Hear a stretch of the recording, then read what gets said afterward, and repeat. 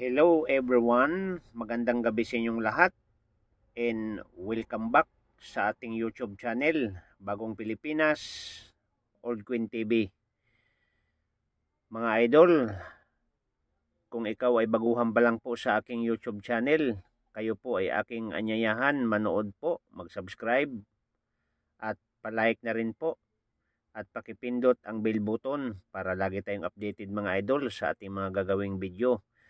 So ang ating pag-uusapan mga idol, ang ating topic ngayon ay tungkol po sa bariyang 20 euro cents from Italy. So yan po ang ating tatalakayin. Kung ang bariyang ito mga idol, ang date po niya ay 2009.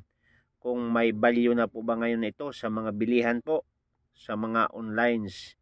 Kaya nga yan po ang ating tatalakayin. Pero bago ang lahat, ako po ay nagpapasalamat sa lahat ng mga taga-subaybay po sa aking YouTube channel. Thank you so much. At sa lahat po ng mga Queens Collector, thank you so much sa walang sawang pagsubaybay sa aking YouTube channel. And shout out sa inyong lahat. So, let's go mga idol. Ang ating topic ay mayroon ba kayong ganitong uri ng barya? Nordic Gold. Okay, ito yung barya mga idol sa Europe na kakaiba dahil ang baryang ito mga idol ay hindi siya kumukupas at yung mga iba po mga idol ay ginagawa po nila itong ring, no? Sa mga singsing po at lalong-lalo na sa mga ginagamit po sa pangkasalan, no? Ginagamit po nila ito dahil ang barya daw ito mga idol ay parang 18 carats daw dahil hindi siya lumilibad, no? Ito po ang katumbas sa ating barya na 10 pesos 2000 and 2001. Okay, so ang baryang po 'yon ay ginagawa din po, no, na pang regalo, no, dahil po hindi po 'yon kumukupas at katulad sa baryang ito ay kakaiba mga idol ang baryang ito.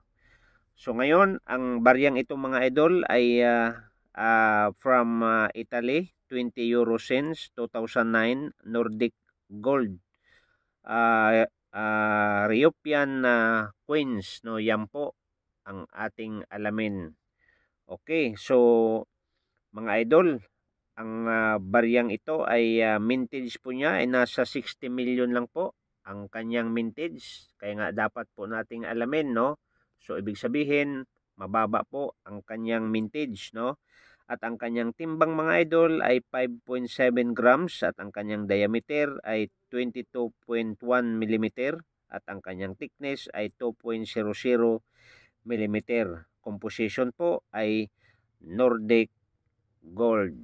Ayan mga idol, binigyan ko na kayo ng ideya mga idol at kung ikaw po ay mahilig po sa ganitong klaseng uri ng video at tumatalakay sa mga iba't ibang uri ng mga barya ng mga luma.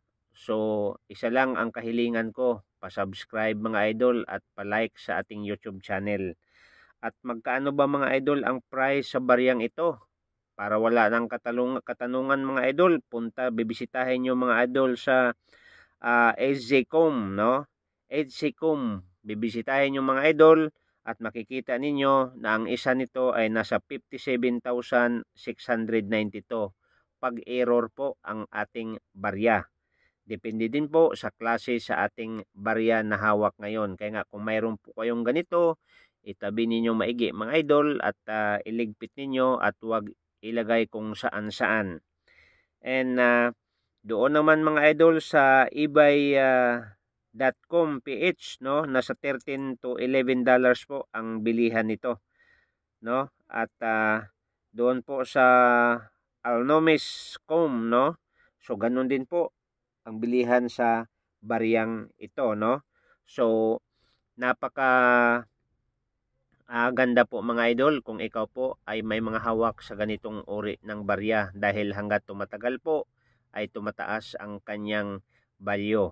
And shout out pala sa lahat ng mga nanonood sa aking YouTube channel at sa lahat na nag-like at nag-subscribe. Maraming salamat sa walang sawang panonood ninyo. At mga idol, suportahan ninyo ang aking YouTube channel. Isang like at subscribe lang po ang ating kailangan.